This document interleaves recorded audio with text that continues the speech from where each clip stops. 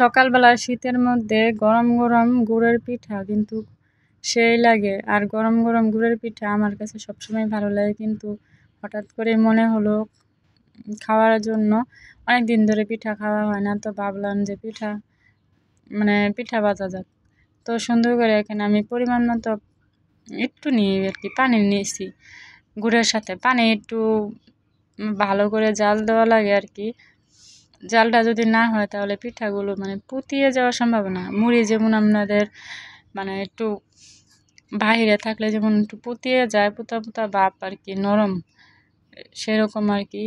পিঠাগুলোও সেরকম হয় যদি গুড়টা যদি ভালো না হয়, তাই গুড়টা ভালোভাবে জাল দেওয়া লাগে। তো সুন্দর করে আমার গুড়টা জাল দেওয়া শেষ। এখন আমি সুন্দর করে পরিমাণ মতো তেল দিছি, তেল দিয়ে সুন্দর করে পিঠাগুলো ভেজে নিতেছি। আর পিঠাগুলো ততক্ষণ ভাজবো যতক্ষণ না পর্যন্ত বাদামি একটা কালার আসে।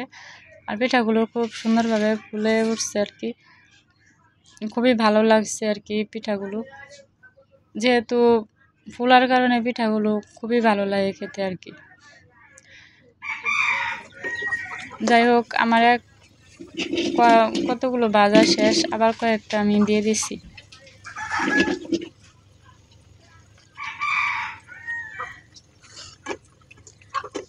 আর আমার তাড়াহুড়া বেশি একটা তাড়াহুড়ার মধ্যে এত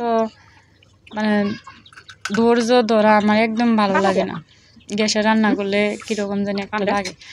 তো সুন্দর করে এগুলো আরো যতটুকু দেওয়া যায় ততটুকু আমি দিয়ে দিতেছি পিঠাগুলো। সুন্দর করে উল্টে পাল্টে সুন্দর করে ভেজে নিচ্ছি।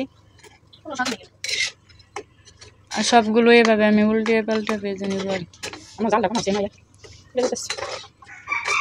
আর অবশ্য এগুলো কিন্তু জানেন যে আমি পিঠা এগুলো আমার পেজে বা আমি এগুলো কিন্তু বানাই, এগুলো আমি সেল করি। তো এগুলো কিন্তু 10 টাকা পিস পিঠা ছিল আর কি। তো আমার পিঠাগুলো ভাজা শেষ। এখন আমি পিঠাগুলো গুড়ে দিব। তো এই জন্য গুড়টা একটু গরম করে নিচ্ছি। এখন আমি পিঠাগুলো দিয়ে দিতেছি। তো দেখে কিরকম একটা লাগতেছে, আর একটা ঘ্রাণ যে বের হয়েছে গুড়ের, অনেক সুন্দর একটা ঘ্রাণটা আমার কাছে খুবই ভালো লাগে।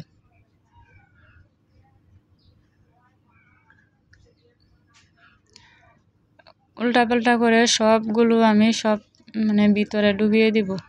আর এটা আমি বেশি দিচ্ছি গুড়ের মধ্যে জ্বালতেছে, কারণ আমার গুড়টা একটু বেশি যাবে ভিতরে এই জন্য আর কি। সবাই ভালো থাকবেন, সুস্থ থাকবেন। আজকে এই পর্যন্তই। আল্লাহ হাফেজ।